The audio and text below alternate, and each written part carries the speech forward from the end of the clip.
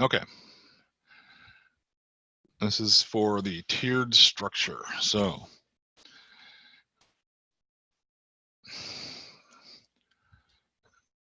a tiered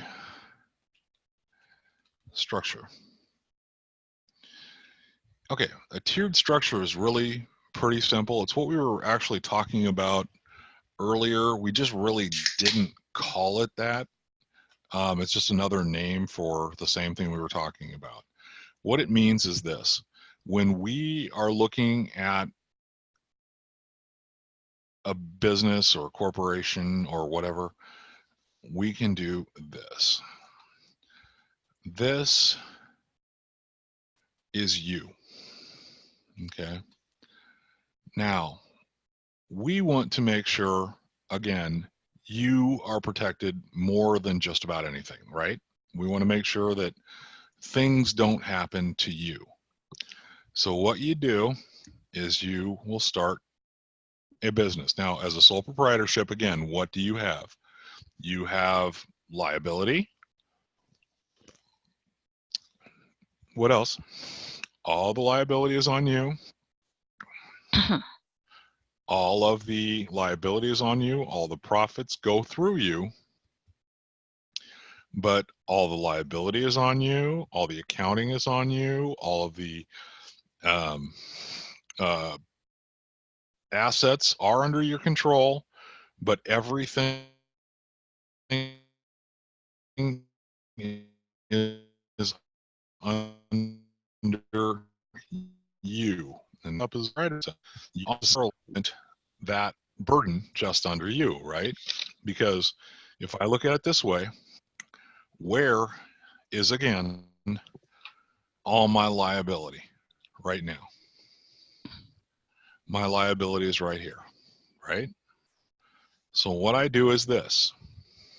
I created a corporation. So let's create a corporation. So I've got this corporation. Okay. Moving, there we go. This is a corporation. Now, if it's a C Corp, which was what the first major ones were, what are the disadvantages of it? Double taxation. Double taxation, right?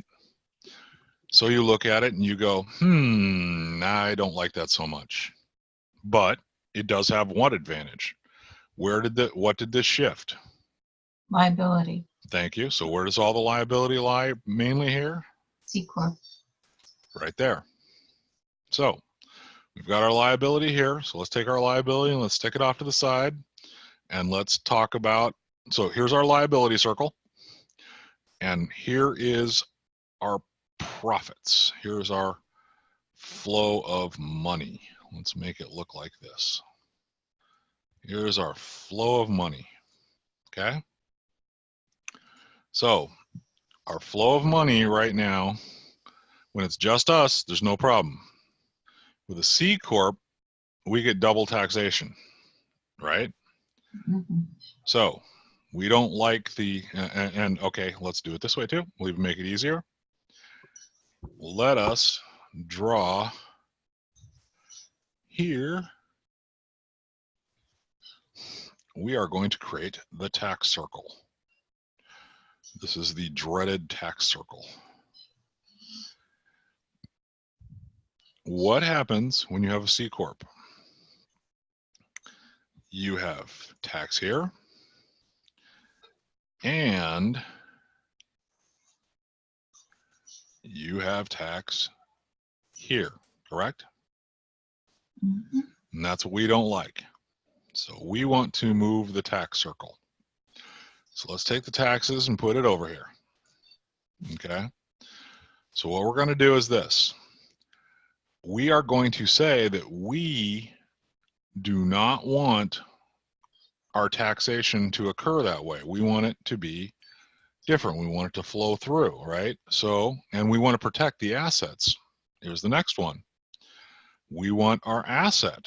Let's draw our asset out here. Remember, we have our asset sitting here. Whoop, let's make it a different color here. Our assets are this.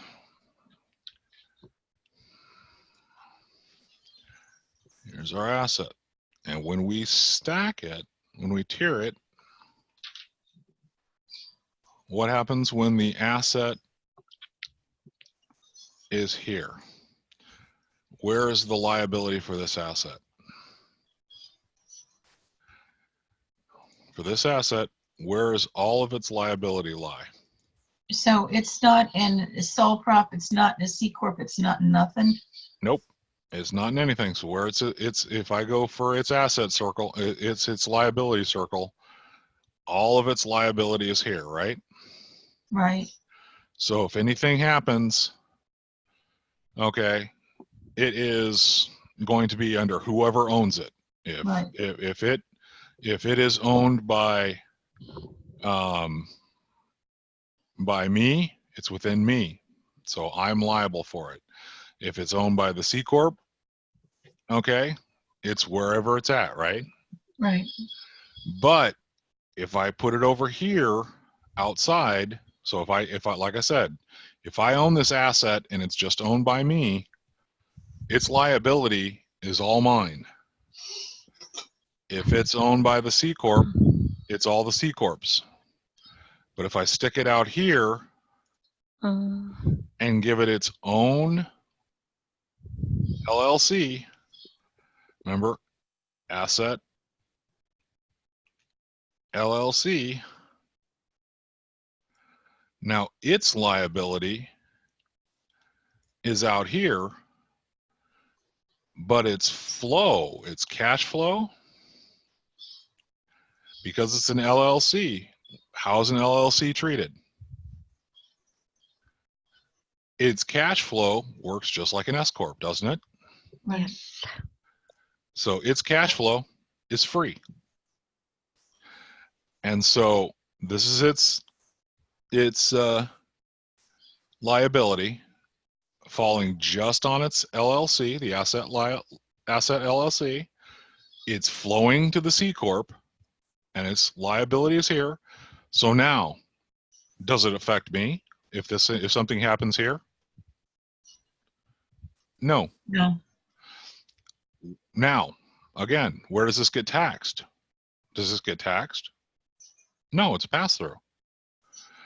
Now remember, there is always going to be a piece that will, in a sense, remember this is where we're saying you're stacking stuff, right?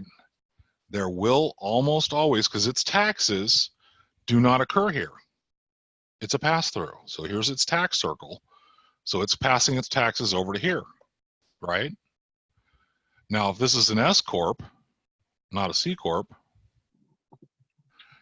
if this is an S corp, and it can be an S corp. This can be an S corp.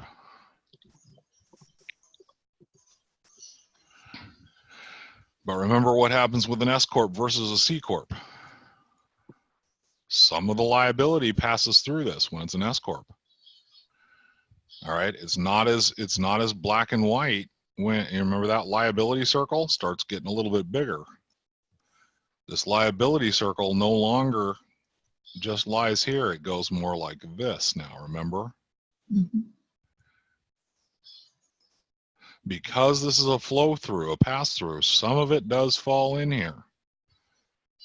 All right, that's how it will exist. And for this, if we're going to do it this way, now the taxes got passed over to here, right? Now we're doing this one instead of as an S corp. I mean, instead of a C corp, we'll do, like I said, we'll make this an S corp. So it passed it up to here. So where are all the taxes? All the taxes are here. It's an S corp. We passed it up to you, right? What happened to its liability? Let's go create this liability circle. The liability circle for this one is going to look more like this. Because remember, they have some some joint liability, right? They have some crossover, and you have some crossover with the corporation. But now all the taxes for all of this is going to go through to you. Now that is a benefit in a sense, but remember this, you do have that liability. Now, do you really want that kind of, I mean, you may want this kind of crossover, but if this is a C Corp, let's go back here and let's change this. Let's make this the, let's make this the C Corp again. What happens to the liability circle? If I make this a C Corp, what happens to this liability circle? It limits the liability.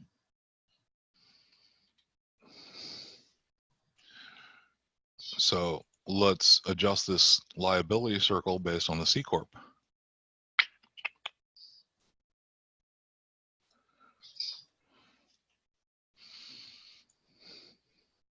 Now it does that, but it does the one thing here. And what does it do? It does this. Let me get my bad color back out here. I thought the liability under a C Corp is maintained within the corporation, so why would your liability circle be outside the corporation? That's the part that confuses me. Oh no, it's not.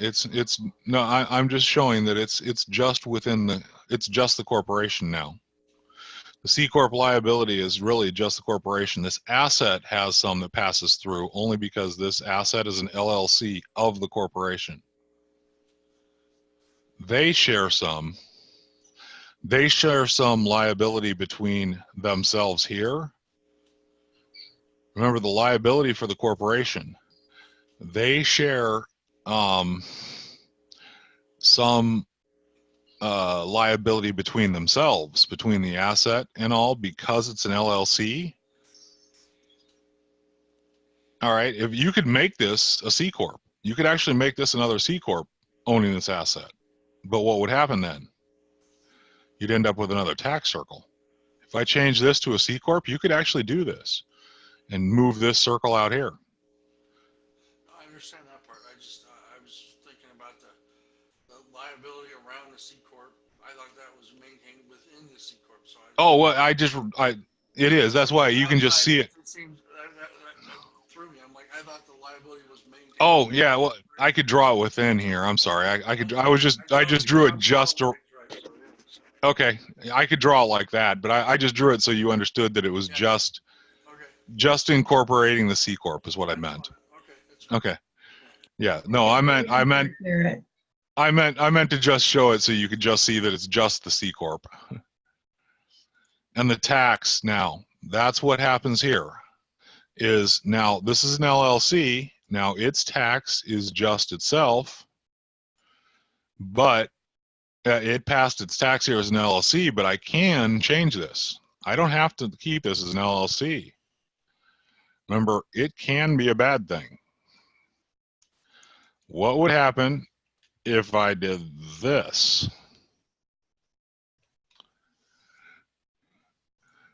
What then happens? Remember, this asset circle changed. When this was an LLC, it went kind of like this, right? Mm-hmm. Now I made this a C Corp, asset C Corp. I get the protection from it. I don't get hit by it anymore. But what happens to this and this? Now what do I have to put out here? It's missing a bad circle. It has its own tax liability. It has a tax circle on its own. There you go, Amanda. That was awesome. It gets so that. How come you wouldn't have made an S Corp? Well, you can, but again, the S Corp, then, I mean, and you can do that. An LLC is basically an S Corp if you want to think about it that way, or... Right, they're pretty close, right? They're pretty close. And what happens is it starts to go this way. When you start doing the C Corp, you get that extra strong shield, but you get that extra unfortunate tax shield. You get that extra tax burden. When you change them, and remember, that's why this last one, and this is what it means by a tiered structure, Naomi. A tiered structure means you have these layers. This is just like the, Sheila said it perfectly. This is the wedding cake approach to corporate structures. You are creating layers. If I wanted to, I could really get fancy, and I'll actually put it like this. Here, we'll put it right over here, like so. And how you structure them is really kind of up to you. What you make them. It's based on what you're attempting to do. If you're, again, it comes down to what you are attempting to do. Here is the cash flow. Whoop, I didn't make it the right color. It should be this, I think. That's what we had said for the, there we go, for cash flow. But, I mean, we could literally make it look like that, so it looks like it's actually a cash flow. It has to do with the election of to have a tax year. For the tiered structure? Yeah. No. What the election is to determine if an LLC is going to be structured as either a C corp, a partnership, or as a sole proprietorship. You're electing to do that. It defaults as a thing, but the tiered structure, if you're looking in here, let me pull it up. What page did you see that on? Where it said about the tiered structure? Do you remember? No, I don't. You remember? Okay. I just read about application to adopt, change, or return a tax year, or Let me see. the section 444 election. That's the 8832 election. Okay, right here. Single owner. Or the application for change in accounting method. Accounting method. Yeah. Right. The filing due date. That is just what I heard. The 2 members can affect 75 days, 12 months.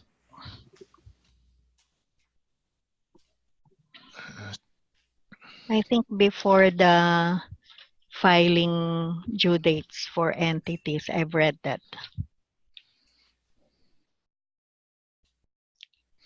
Okay.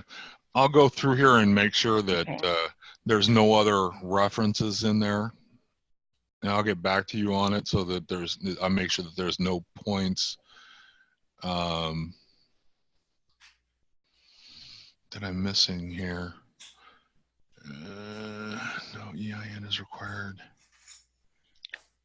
Record keeping for businesses. I want to make sure, because actually that's part of what we're covering. Yeah, how will be the reporting of if it is a tiered structure?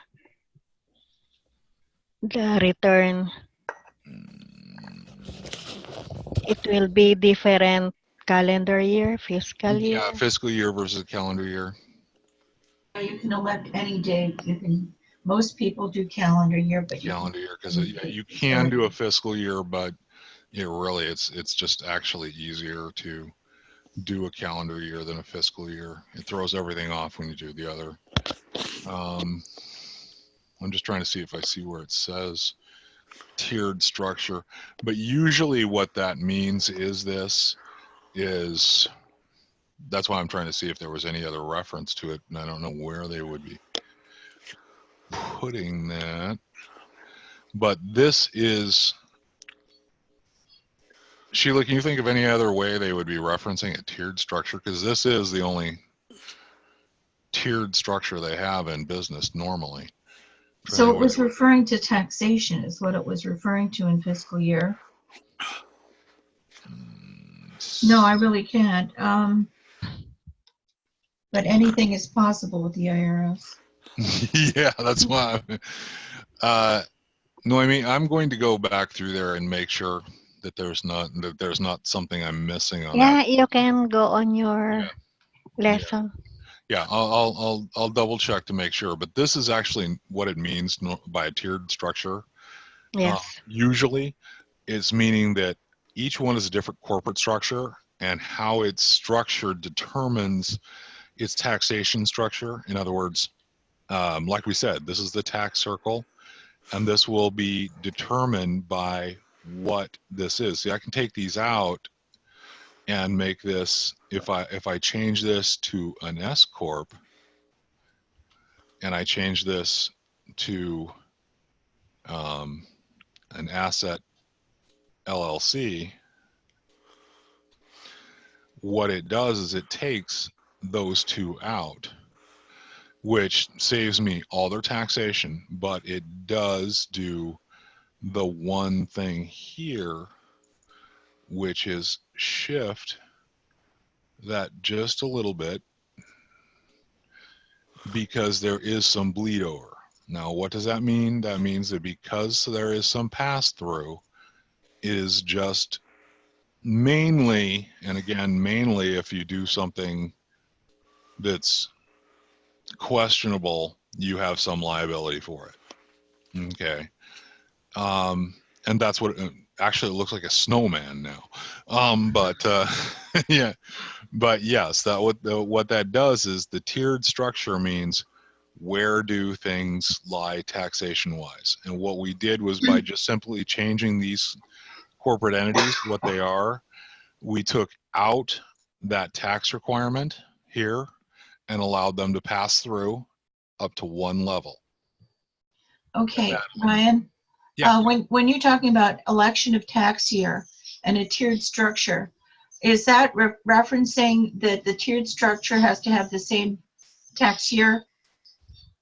Like if it's, are they all going to be calendar year? Are they all going to be whatever year that they're going that to? actually may be one of the things it is referring to. Right. When you do have a tiered structure, they do usually, as a matter of fact, I can't think of any that don't require you to have the same choice of calendar year. In other words, if you have a fiscal year for your first one and you add a second corporation, like this is your first corporation you created, and it is going off of a calendar year, and you add an asset to it with an LLC, and it is part of that. Now, it may not, and this is the exception to it, when you bought the LLC, it may have had its own fiscal year.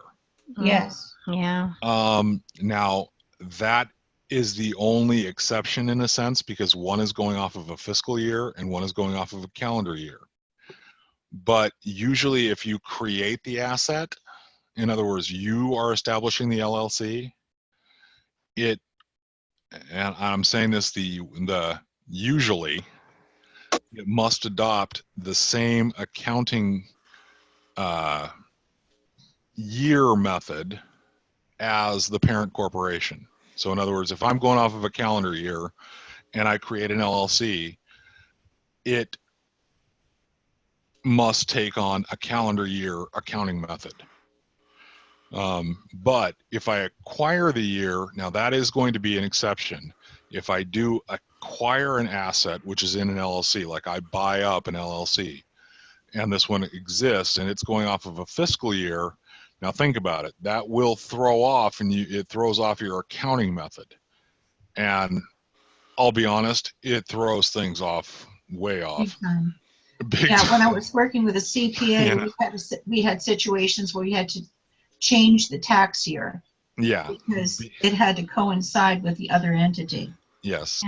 Yeah. Because it's really a pain, because when you first acquire them, and they want them to basically be the same when they're a tiered structure. And actually that's a good point that I hadn't thought of to bring up, and that is actually a very important point. Thanks, Naomi. I assume that's what they're referring to, is when you have a tiered structure like this, if you have a corporation that, like, again, and this is in most cases, they are off a calendar year, January 1st to December 31st is what most corporations do use. There are some that do elect to use a fiscal year. In other words, I start my company June 10th. My year goes to literally from June 10th to June 9th.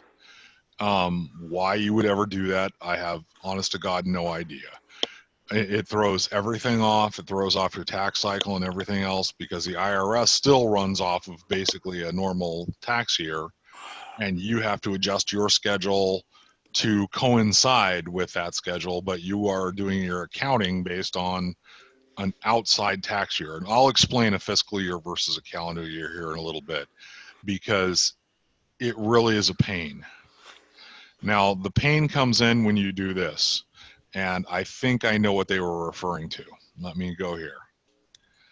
Most tax years, as I said, are January 1st to December 31st. When you create, now let's say I'm going to make this this entity, okay? I bought a house and I'm going to make it one of my assets. I'm going to create this LLC. When I create this LLC, I know I'm going to stick it in my S Corp. All right. I am going to typically elect for it to go by the same calendar year, January 1st to December 31st. Okay. And the reason is because my accounting method that I'm using is going along here, and I know I'm paying my taxes here, and my books all will reflect January 1st to December 31st. When I'm bringing this on, this one, I want to make sure that as I bring it on, all of its books will coincide with the parent company so that they match up in that sense. When I'm paying my taxes here, I'm showing that I got the money and I'm paying the taxes here through this one, and it's passing through in a timely manner. So basically, if you want to think about it this way, my books have to match. I've got a set of books for my S Corp. I've got a set of books for my asset LLC, and they will need to be timed so that they will match up. Now, here's the exception. Let's say that from the outside, instead of me making this asset, when I bought this, what happened is I bought a company. I didn't just buy the house. What I did was somebody was selling off his rental properties, okay, which had tenants in them, which had, it could have been, it's a duplex, whatever it may be, all right? And I bought up Asset LLC. Now, for whatever reason, he decided that his tax year was not going to be, God help us, January 1st. It was going to be June 3rd to literally June 2nd, because that is 1 year. Why he would ever do this, I have absolutely no idea. This means that the first day of his year in his calendar book is June 3rd, and it goes all the way through, and the last day of his fiscal year is June 2nd, because if you think about it, the year is going along, it comes back around to June 2nd. That is insane. I'll be honest, that is crazy. Well, I've seen June 1st, and the reason why was that the owner number one purchased the asset on June the 1st. That maybe, yes. That's when he ran his tax year. And that can't happen. And yes, that I do understand, is because they do sometimes do it when they start the corporation. And Right. that is one of the ways. The U.S. government operates that way. Their tax year's July 1st through June 30th. There you go. For the U.S. government, because they were formed in July of 1776. So. There you go. So here's the problem. These books are going along this way. These books are going along this way. So what they want is they want them to match. Okay. They want them to actually start, because this is owned by this, they want you to basically transfer your books from this to this so that they coincide. The reason is it makes it really difficult if something owned by this corporation in a tiered structure has a different calendar. Because remember something, now this is what's going to be really weird. You still do have to pay your taxes on specific dates. You still have to do your estimated taxes on specific dates. You still have to do, okay, and those are based primarily on this calendar, on the calendar year. Okay. They are not based on your fiscal year. Okay. So it makes things really tough when you are doing it on your own calendar, but you still have to adhere to the other calendar for the outside world. So what happens is it makes it really hard when you have one of your assets or a corporation owned by a corporation, which don't have the books that are running on the same calendar. So what it does is it asks you to actually coincide this calendar and this calendar. So usually what happens is, and this is what this is called, this is actually considered a parent corporation, and this is actually called literally a child corporation. It is a child of this parent. And think about it, that's actually how it works. This is a child of this parent. Okay. And what it is they want the child typically to take on the same attributes. And it would make sense because you usually have other children. Okay. If you have another LLC over here with an asset in it, it's normally going on a calendar year. So I have 4 LLCs here. I've got 3 of them going on a calendar year, and 1 is going June 3rd to June 2nd. All of its accounting is different on that one asset. So you'll want to elect and file the form to go off of, to switch its accounting from a fiscal year to a calendar year. Now, it may be the reverse. Now, understand this. This may not actually be the way this is. This may be the way this is. And it may be that your normal calendar year, when you first started and got going, you may have done like she said when somebody started his company, and it's very possible he started his company June 1st, and it goes from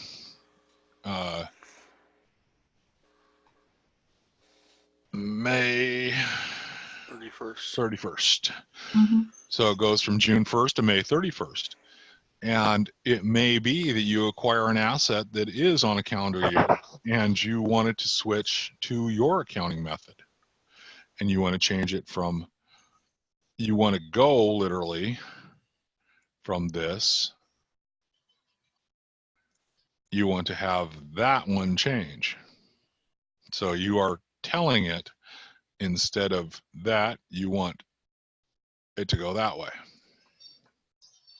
You want to tell it to go, I want it to go from being a calendar year to being my fiscal year. But then the bookwork changes, and you don't want me to go into that, I'm sure. Oh God, no. Yeah.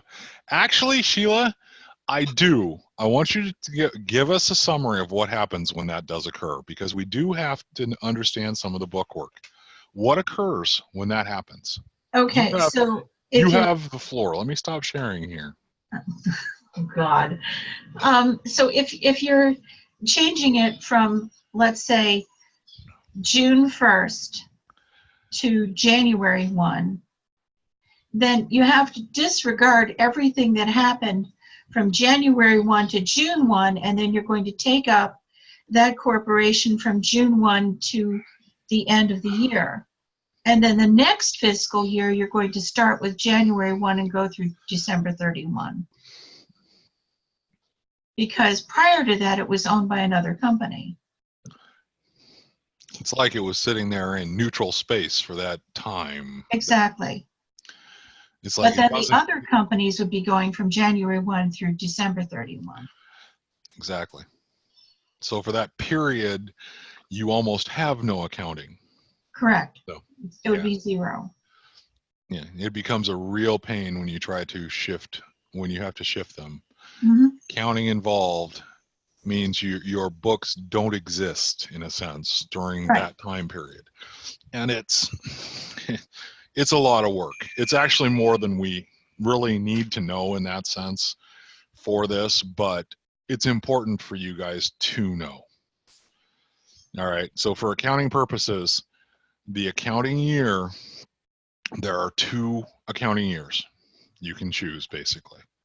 You can go from when you set up a fiscal year. Please don't ever, just advise your clients always, do not use a fiscal year. Okay.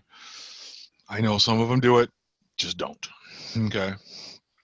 If it happens though, hopefully they have a good accountant.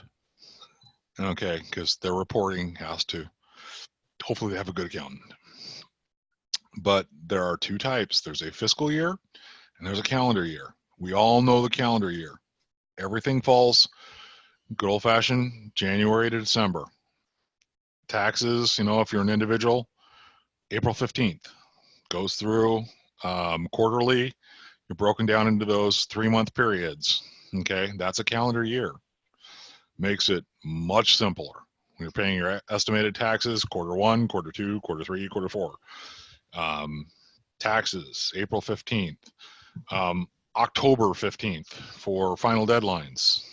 Okay. Those are really important, and those dates are set in the calendar year. When you shove the fiscal year, guess what? Here's the important thing. You are accounting on a fiscal year, but guess what? When is the final deadline for filing your taxes? Even though you're doing it for whatever reason on a fiscal year. Calendar year. It's still like October 15th, basically, So it doesn't change what ends up their requirements for you to do it. It just changes on when you're reporting stuff. So it basically shifts what you're doing, but it doesn't shift the outside world. The outside world still really goes off of a calendar year. But you need to understand that. You need to understand that there are 2 accounting years. One is a fiscal year and one is a calendar year, and you can elect between the 2. And Naomi, thank you for catching that. And yes, that is probably what they were referring to. I just didn't see it in here. Is they are referring to when you make a switch. And that is when you are going from one type to the other, usually when you acquire an asset. Okay. You've acquired a company and it's on one accounting type and you have to switch it to the other accounting type. And like Sheila says, just don't. Okay. That's one of the biggest pains in the butt to try to do. Okay. All the books are just. Because it looks crazy, because then you've got one company that's on fiscal year June 1 to whatever, and then the other part of the corporation is January to December. So it just looks really weird. Yeah, it does. All right. Now here is what we're going to do is,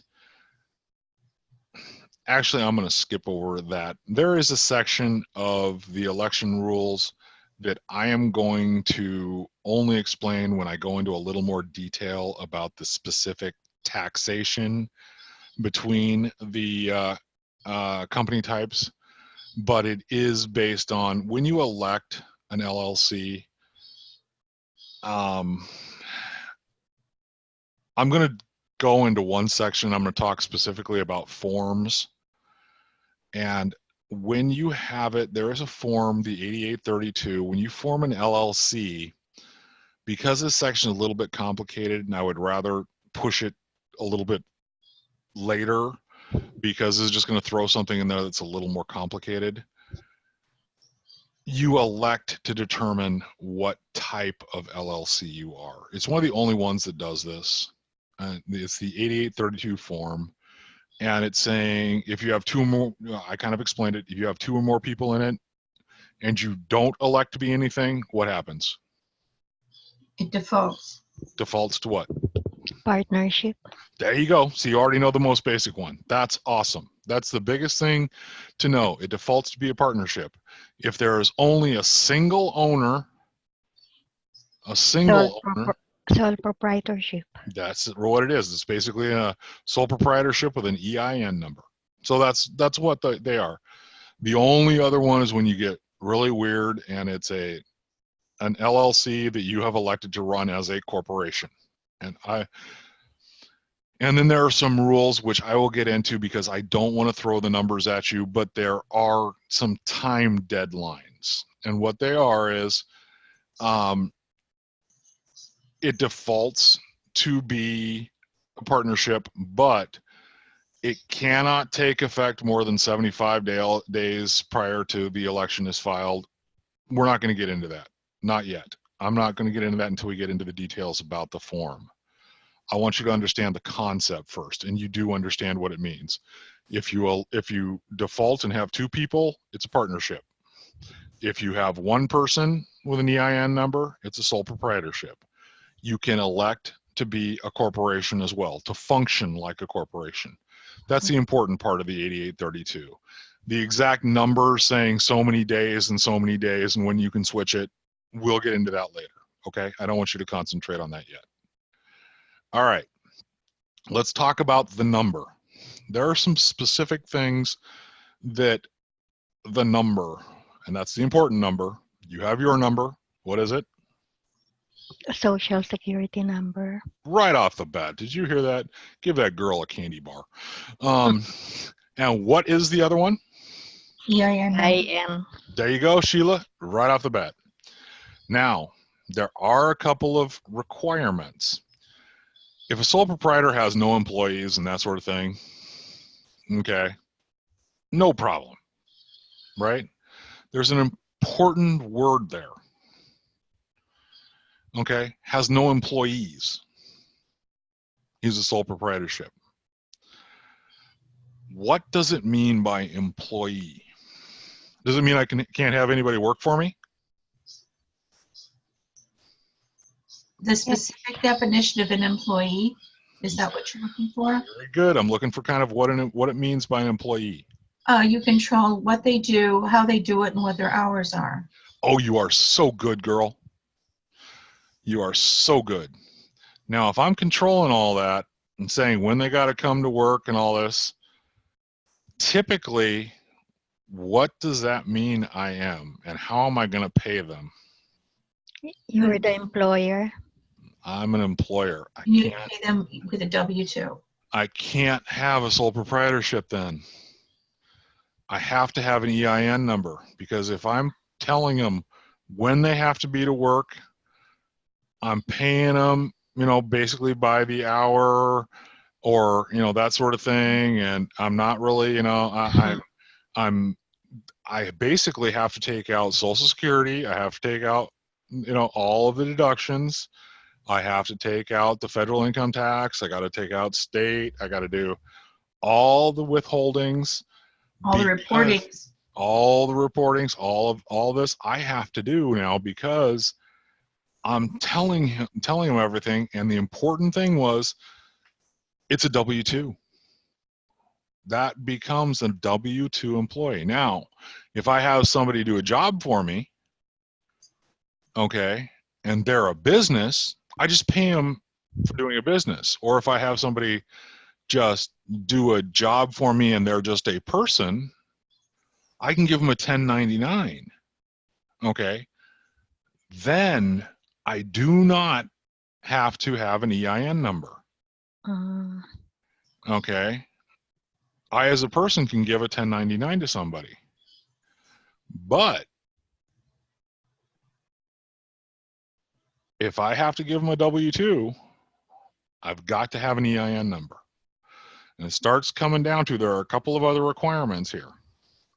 So, number one, if I'm paying employees, okay, if I'm paying employees, that was a key word, employees, not just kind of hiring somebody to do something, okay, and paying them a 1099, or just hiring a company to mow my yard. If I'm paying a landscaping company, let's look at it that way. If I'm paying a landscaping company to mow my yard, are they my employees? No. No. They work for the landscaping company. I'm just paying for a service. Okay. They handle their taxes and all this.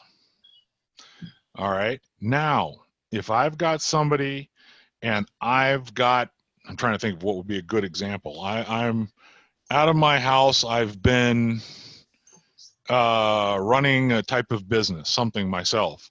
And I got somebody who comes in and helps me on a regular basis with it.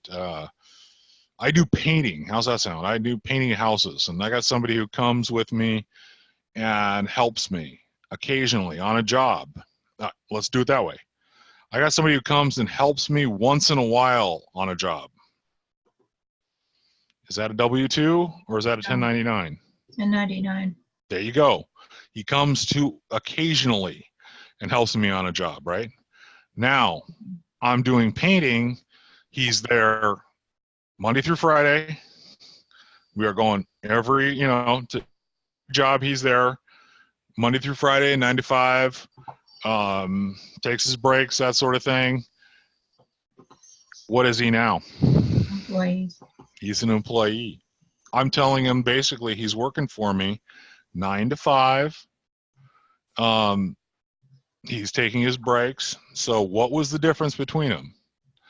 The landscaping company handled its own stuff. I just hired a landscaping company, or I hired somebody to paint my house. Now, if I'm painting houses regularly, I'm a painter. I go out and I find houses. I run ads on Craigslist or whatever. And I'm painting houses, and I occasionally have a guy who comes along when I've got a big job and helps me out. That is a 1099.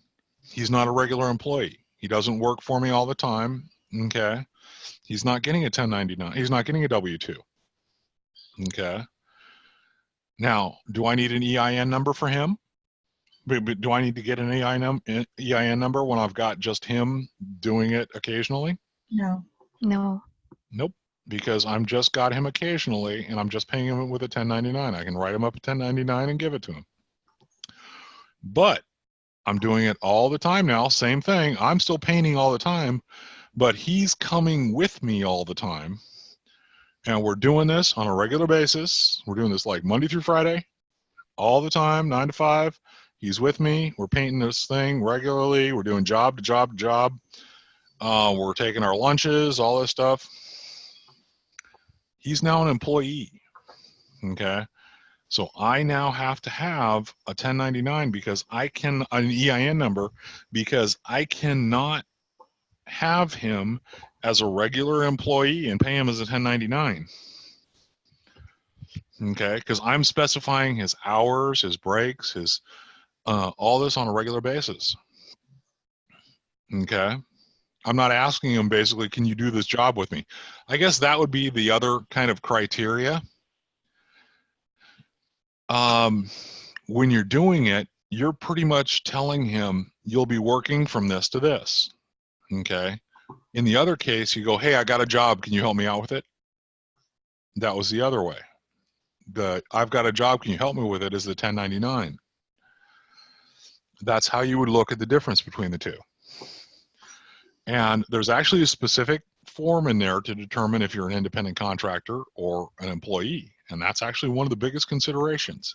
That's how you determine if you're a 1099 or if you're a W-2 employee, is if it's kind of an elected thing on your own time, or if you are a regularly scheduled employee with breaks and everything else, a regularly scheduled employee, you are typically a W-2.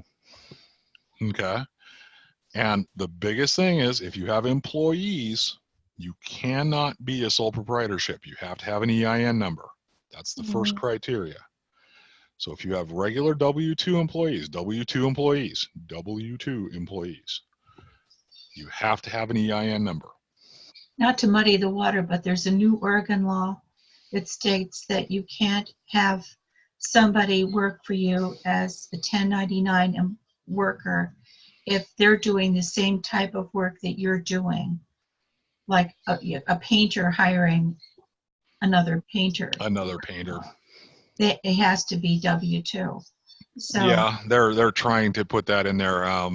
They did put that in there. Yeah, I know they put that in there because it was like, it makes it hard though. The problem is a lot of times the painter you hire, and I understand it.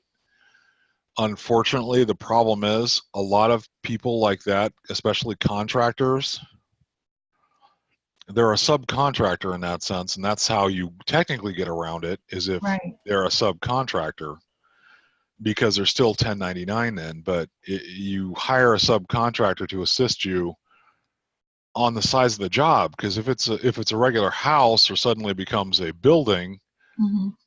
you know, you have to employ different number of people based upon what you're doing. I mean, electricians do that all the time. I think Painters do what they were that all. trying to get away from was a guy hiring a bunch of 1099s to get out of paying tax. Paying the taxes on it. Right, and that's true, but it Hello, bully. yeah, it makes things really hard in all honesty. So, and that we will kind of get into when we start covering specific Oregon laws, because it's one that it's an Oregon law that, again, like every Oregon law that comes in there to try to make things more complicated, it does a great job of doing just that. Oh, yeah. Okay. So, first rule, if you pay employees, you got to have an EIN number. Now, here's the other one. If it operates as a corporation, an exempt organization, a trust, an estate, or a partnership, it has to have an EIN number. Okay? Mhm. Those are the conditions. It has to have an EIN number. Doesn't matter if it's an S Corp or C Corp, it has to have an EIN number. An exempt organization. So now, an exempt organization. What does that mean? There is an exception in there in that sense. Nonprofit. Nonprofit. Mm. Okay. What's the one that's kind of does not matter? We talked about it on Monday. There is one in there. When I said there's 3 kinds of nonprofits, there's an educational one, there's a Charitable. charity, Charitable. and what's the last one? Church. Thank you. Yeah, church. Church is the exception. A church does not need to get an EIN number. It's better if it does, but it's not required to get an EIN number. Okay, that's the one. That's why when it says exempt organization, it specifically means one that has filed for an exempt status. It's that, what is it, 1023? Mhm. Has been filed to get an exempt status. Okay. A church is that one little side thing. Don't remember that too much. I'm not stressing this. This is not a, you need to know this thing. Okay, I'm telling you. The church is kind of special. It does not need to have the EIN number. Okay, but exempt organizations, if it's an educational one or if it's a nonprofit charity, it's got to have an EIN number. Okay, a trust. We haven't gone into trusts and estates too much. I want to cover those towards the end because they're a special kind of organization, corporation, entity that we're going to go in those later. Okay, don't go into those now, but they do require an EIN, and partnerships require an EIN. And why do they require an EIN for the partnership? Because you've got 2 individuals, 2 or more. Thank you. That was the important part, because you got more than one person. Okay, they've got to have, because you're not going necessarily in a partnership. You're not going off of my social security number. You're not going off of his social security number. We have our own for our sections of it, but the entity out here, the partnership, has got to have a number. So we got to give it a number. So we're going to give it an EIN so that it can pass through to us.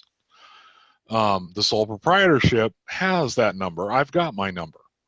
Okay, but a partnership has to have that number. Okay, as it comes into existence.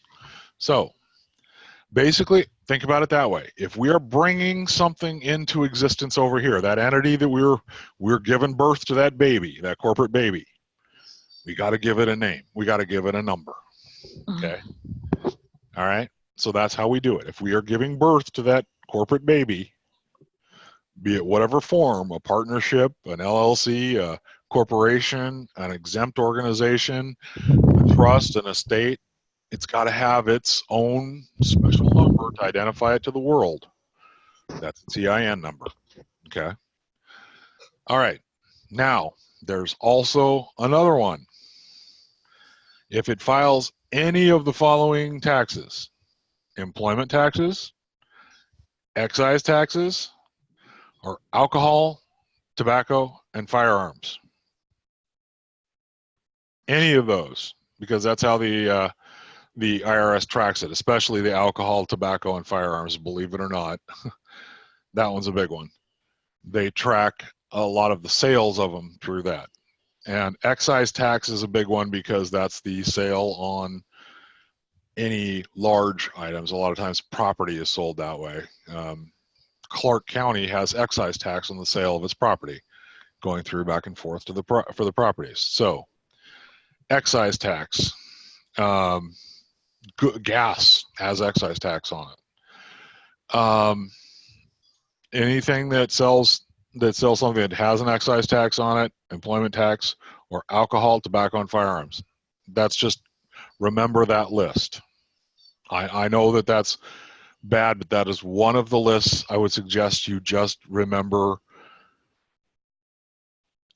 This is going to be one of those remember the list kind of things.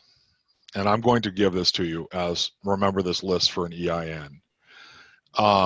In other words, if it pays employees, W-2 employees, if it's a corporation, exempt organization, trust, estate, or partnership, if it files an employment tax, an excise tax, or alcohol, tobacco, or firearms. It withholds taxes paid to a non-resident alien.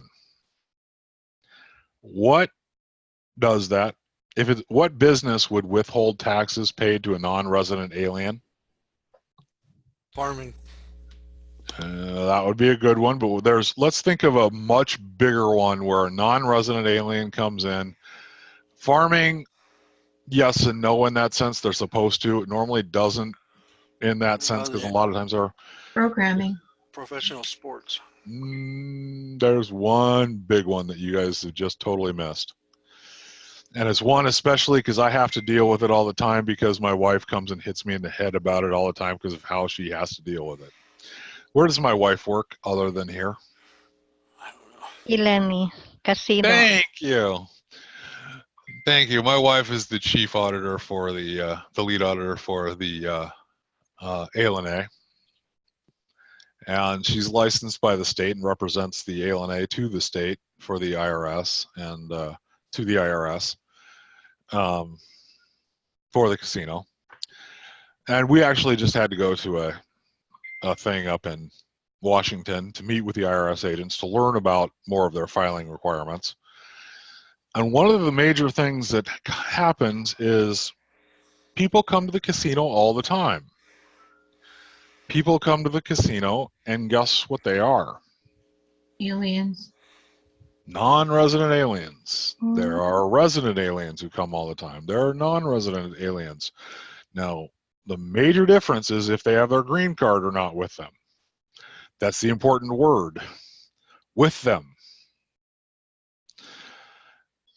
If a person comes in and says, "Oh, I'm a resident alien. Do you have your green card with you?" Well, no. If Naomi comes in and plays and hits a jackpot, Naomi, you show your green card and you hit a jackpot, how much tax do they withhold from you?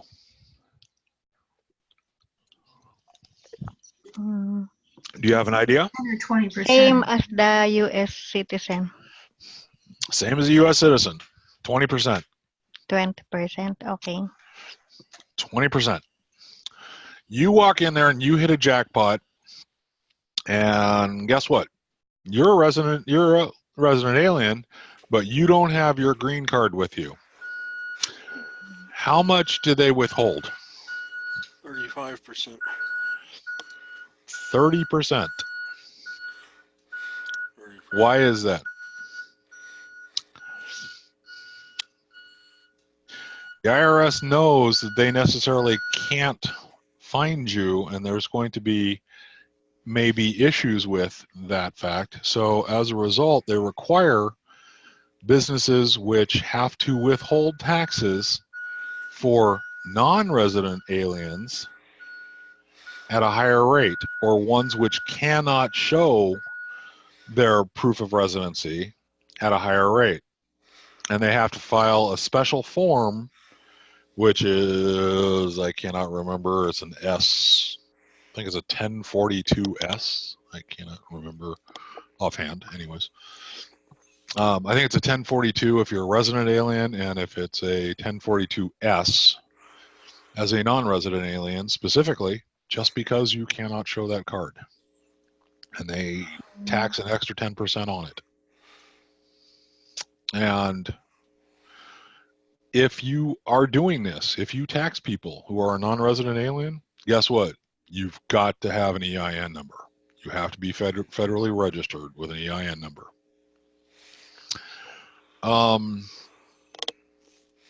If you have a pension or a profit sharing or retirement plan, okay, you have to have an EIN number. Okay, if you have any kind of profit sharing. Now,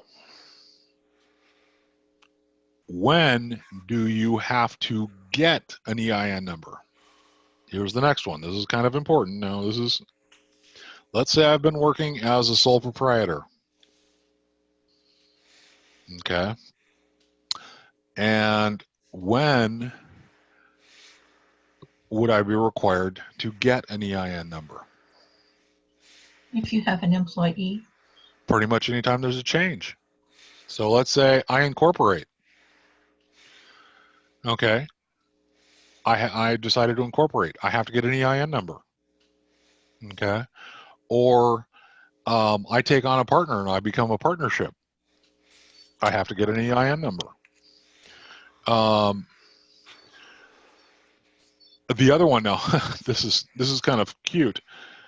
Let's say I have a partnership existing and one of the partner dies. Guess what? That partnership changes. It becomes, technically, if it's just a two-member partnership and a partner dies, okay, and for whatever reason, the way it's structured, it just goes to me, right? I have to get a different EIN number because it became a sole proprietorship in that sense. There is no partnership existing anymore. If it went from a partnership to a sole proprietorship, I actually have to get an EIN number or change the EIN number because of it. Wow. I know that's a little strange under the rules, but okay. Now, this is a different one. I am a sole proprietor. All right. I have a business, right? And I file for bankruptcy under Chapter 7 or Chapter 11. Guess what? I have to get an EIN number. Do you know why? It's under reorg. What's that? Chapter 11, isn't that reorganization? Mm-hmm. Chapter 7. Mm-hmm. Under Chapter 7 or Chapter 11, the complete wipeout of it or the reorganization of it. Why would I have to get an EIN number? Well, if you're reorganizing it, you're reorganizing it as a new They're entity. sticking it under here, so, or they're going to wipe it out. The reason is because there may be debtors that you owe funds to and you are wiping it out, so they are going to stick it off to the side here and say that even though we are wiping out your debt, Your sole proprietorship, we are going to treat it now as its own person. So we're going to wipe you out, but some of those business debts you had, we're going to separate the two and put them over here and give you an EIN number.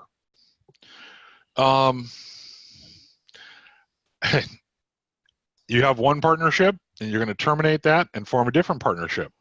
You have to get a new EIN number. And anytime a business establishes a pension or any type of retirement plan, it has to get a new EIN number for that pension and whatnot. Has to go under its own EIN number. I know that's a little strange, but that's true. Okay. Now this is important, and you do need to know these because there are some test questions on this. When is a new EIN number not required? Let's say I'm a business. What can I do and still not have to change my EIN number? Because I do know there's some questions on there about this. Are you a sole prop or are you an LLC right now? Well, it really doesn't make a difference. I've got an EIN number, so I'm an LLC. I'm something something of that nature, or even if I'm a sole proprietor. Okay, so that's fine. I can be a sole proprietor. So I'm not required to get a new EIN number or anything like that. What are some of those conditions? If I do something, what are some business activities? I'm trying to think of how the best way to ask this. Let's put it that way. Okay, I'll just put it this way. If I change the name of my business, I don't have to get a new EIN number. I've been working as Ryan's Real Estate. Now I become Ryan's whatever Enterprises. I just changed the name. I don't do anything different. I'm still a sole proprietorship or still an LLC. Let me put it that way. I'm still an LLC that I've been doing business as. I don't need to get a new EIN number. I've just changed the name. But if I actually change the ownership of it and that sort of thing, or the structure of the business, then yes, I do have to. If I go from like an S Corp to a C Corp, then yeah, I do have to get a different EIN number. But if I just change the name of the corporation, I don't have to get a different EIN number. Okay. If I just add locations or more business locations, like I open up more stores or branch offices, I don't have to get a different EIN number. I may want to if I add more real estate homes, like I get them. But if I just put them under the same asset, remember, think about it. I don't have to get more EIN numbers. I could just put those assets under me. But if I want to protect myself, I can get a new EIN number and shield myself by opening another corporation. Okay.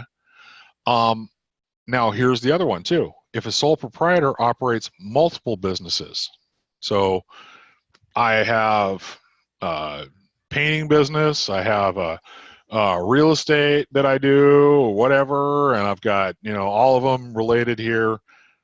They're all under me, but they're all under me. Okay, I don't have to have a different EIN number for each one. They're all under me. Okay, if I want to. In a business sense, that's insane because my liability is all under me. I mean, let's be honest. Do I have to do that? No, but I might as well go shoot myself because, if one thing happens in any one of those branches that I'm doing, they all fall down. Okay. But do I have to? No, I don't have to. Okay. So I don't need to have multiple EIN numbers for all the different businesses. I can have, if I, branch out and do other things, I don't need another EIN number, or, I can have an LLC that does 100 different things. Okay, they're all under me. But if I want to protect myself, remember, that's the protection circle. How was it, what movie was that in? Meet the Parents or Meet the Fockers? Wasn't that the one? Meet the Fockers? Where Robert De Niro was in? And he goes, that's the circle of protection. Okay, that's what we're talking about. How big is your circle of protection? All right, do you want it to incorporate everything in one, or do you want them all in their own little circle of protection? You want them in their own little circle of protection. Okay, that's the safest way. All right, so you are not required to get an EIN number if you just change a business name, if you just open new locations, or if you just branch out into, if you're a sole proprietor and you just operate a whole bunch of different types of businesses, okay, within yourself. If you're a sole proprietor and you're doing 6 different things, you got hobbies doing crafts, you got hobbies doing woodwork, you got hobbies doing plants, you got hobbies doing, you're selling them on the side, whatever it may be. You've got an accounting business, you got a computer business, you got whatever. Okay, you don't need EIN numbers for each of them. They're all under your sole proprietorship under you. Okay. So those are the conditions where you don't need an EIN, and that's one of the important things. You don't need it if you change a name. You don't need it if you just add businesses. And if you're a sole proprietor and they operate multiple businesses, you don't need an EIN number. Okay. But you do need it if you go from a sole proprietor to a partnership. You do need it if a sole proprietor takes on a partnership, a partner, or you decide to incorporate, is what I'm trying to say. If a sole proprietor does decide to incorporate, then you need to get an EIN. If you become a partnership, you do need to get an EIN. If a partnership becomes a sole proprietorship, you need to change that EIN. You need to get a new EIN for that partnership or convert it to a sole proprietorship. All right, those are some of the conditions. All right, and I'm going to give you a list for that because that's a pretty long list for just the EINs, when you need it and when you don't. And I'm actually going to give you a list for it because that's for me just to tell you the list and you guys to sit there and go, I remember that list. It's like, Naomi, what are the times when you don't need to get a new EIN number? When you change the business name or add location, branches, or operate multiple businesses, branch out. As a sole proprietor. Yeah.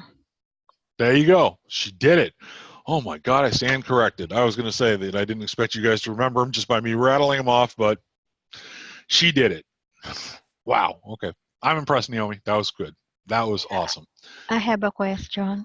You got it. You change EIN or get a new EIN, what happens to the old EIN? Is it deleted from the IRS, erased? It's not erased. It's just, I don't Still know. there? It's in the still record? there. It's just basically deactivated. It's shown as a non-active EIN. It's a Deactivated. Yeah. I'm trying to think of the word for it. It's a Retired. retired. Thank you.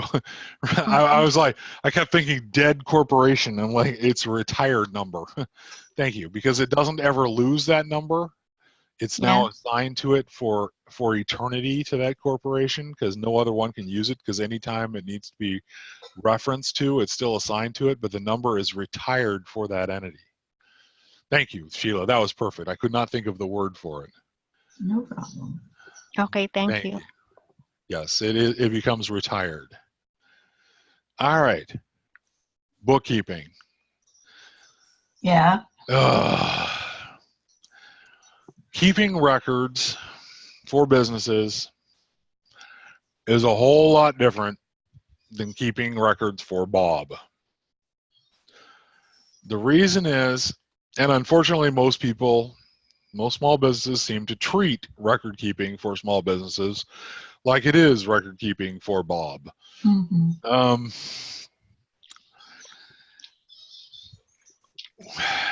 When you keep bookkeeping records, and I probably should actually have Sheila explain this.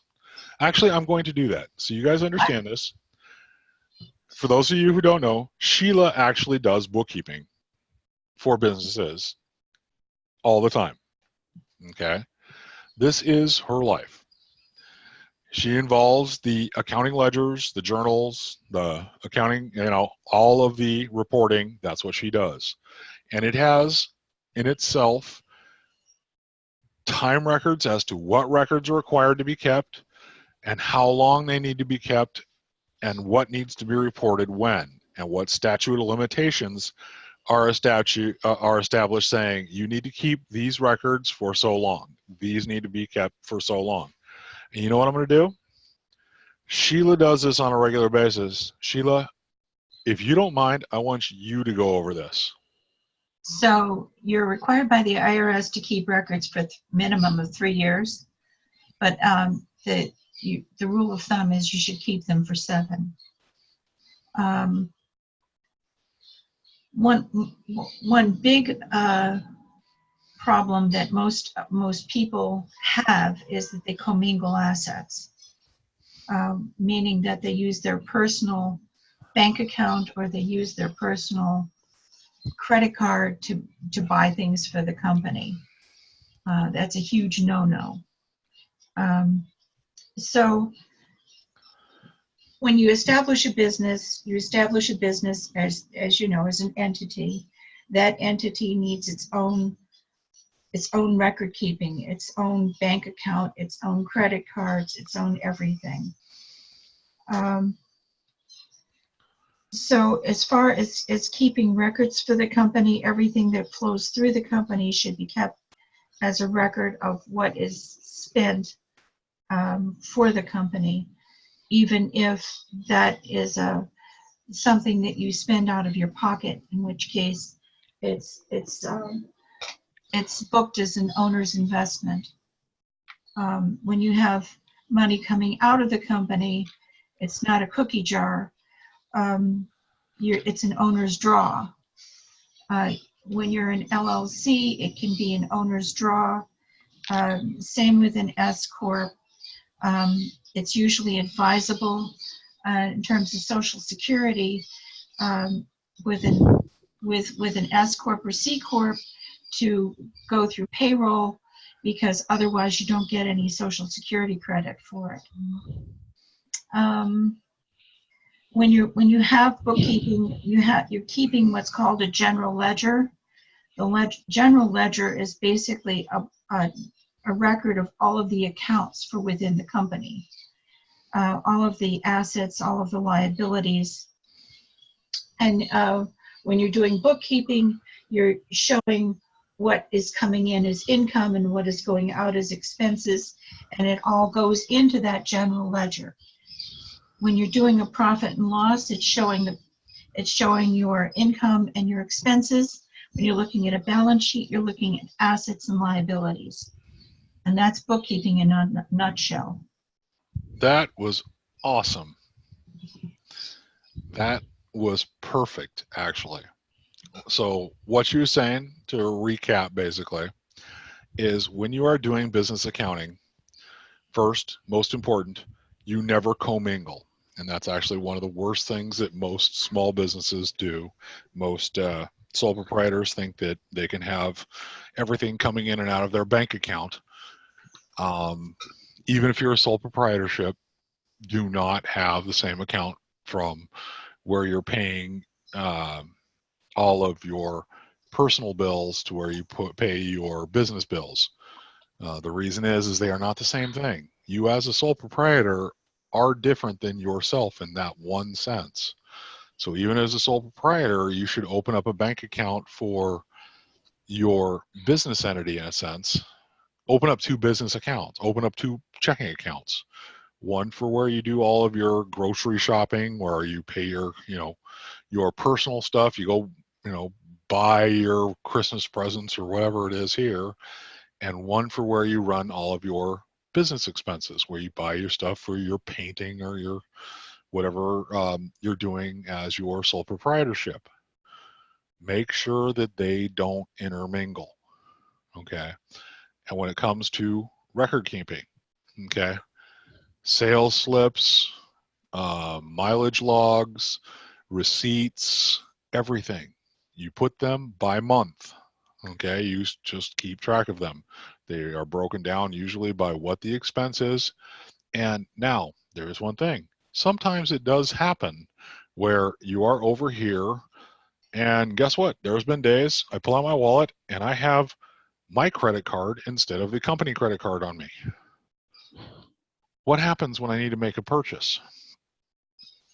Okay, I can't make it, can I? No, that's not the case. What I do is I make the purchase with my personal credit card, and then I take that sales receipt and I submit it for reimbursement. Okay, then they reimburse me from the company. Okay, that holds true even if you're sole proprietorship. What you do is you have that sales receipt, you show on it, which is specifically a company expense.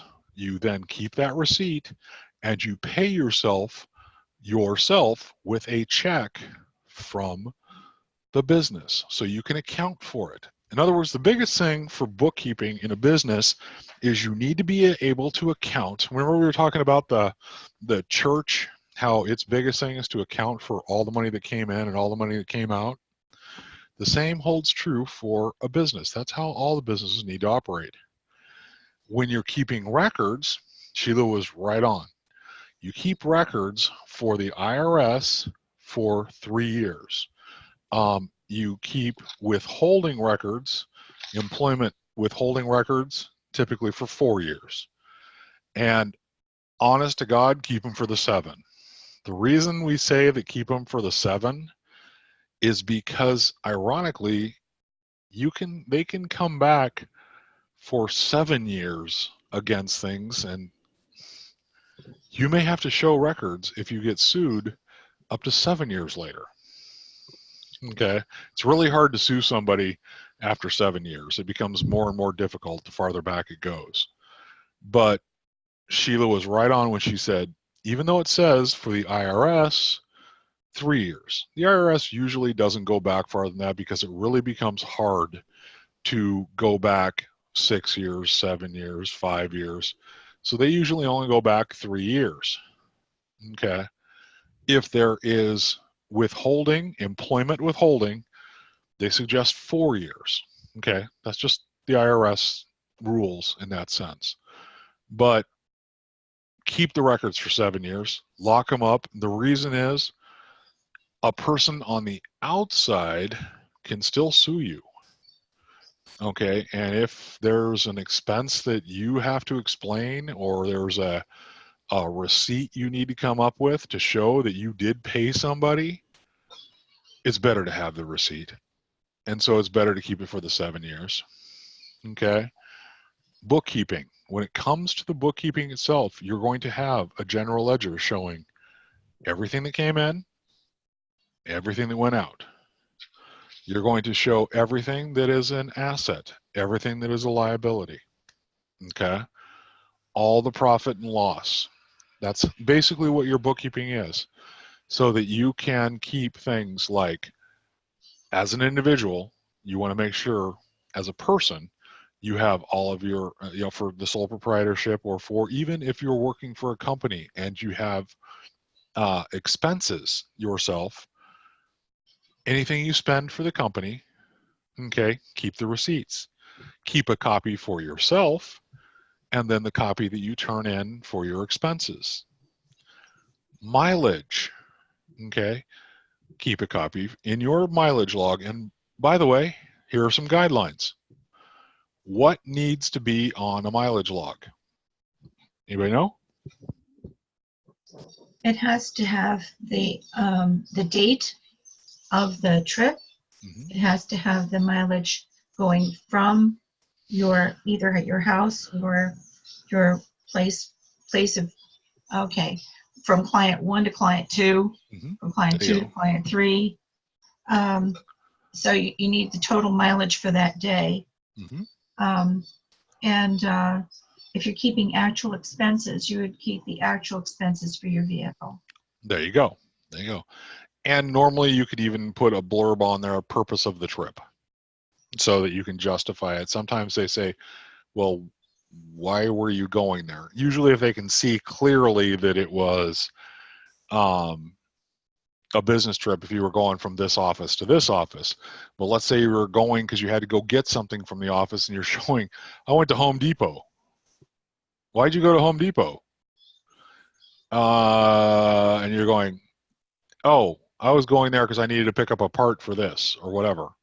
You know, I had to run over here and pick up a part because we had something fail, or I went over to Office Depot and picked up a new printer, or I went over to whatever because I had to pick up something, and I drove over here, picked it up, and left. Okay. That way, if you just put that little blurb on the bottom, purpose of trip, it makes it really easy then, because then you can see picked up these flyers or picked up this part, but it has to have the date when you did it, the mileage, and like I said, typically if you just put that blurb on there, it makes it a little bit easier if you just say why you did it. Okay. Where you started, where you ended. Okay. And believe it or not, and this is electronic ones, they have apps now, which are great. They track your mileage with GPS in your phone. Those are perfectly acceptable. Okay. Those are legal. They show the real time when you went and all that. Those are great. A written log. Those are great because you actually are showing, because normally what happens, and this is what's really funny is, and having been through several audits with clients and that sort of thing, you know, and gone over, a written mileage log counts more than just about anything.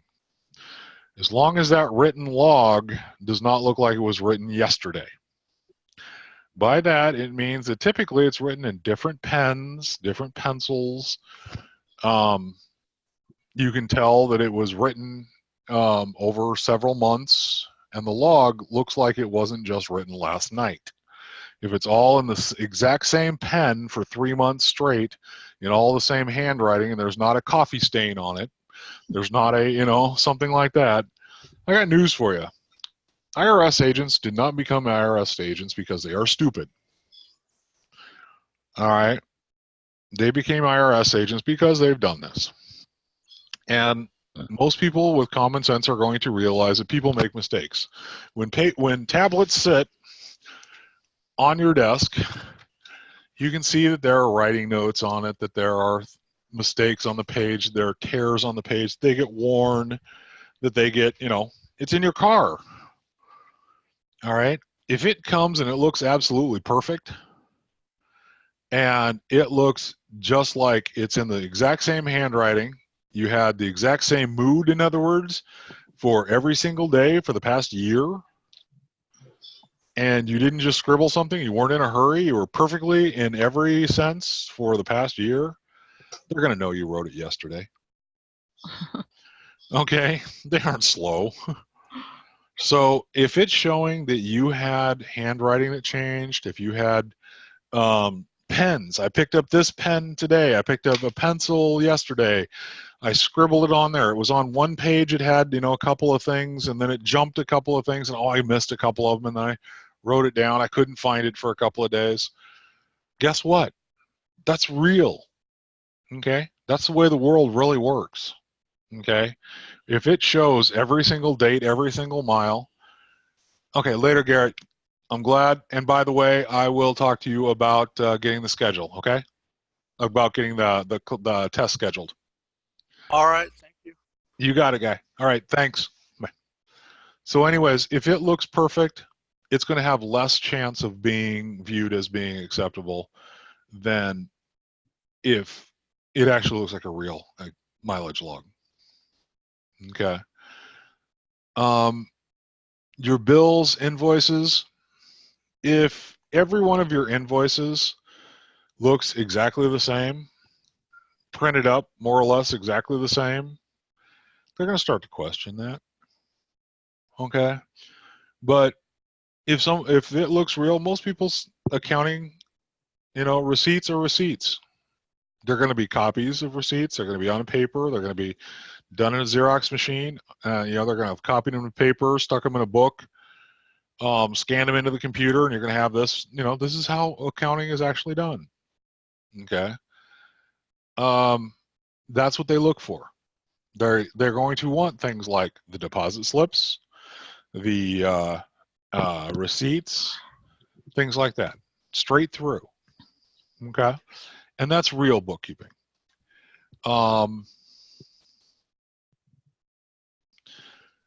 Your expenses, like I said, you never commingle. Never commingle.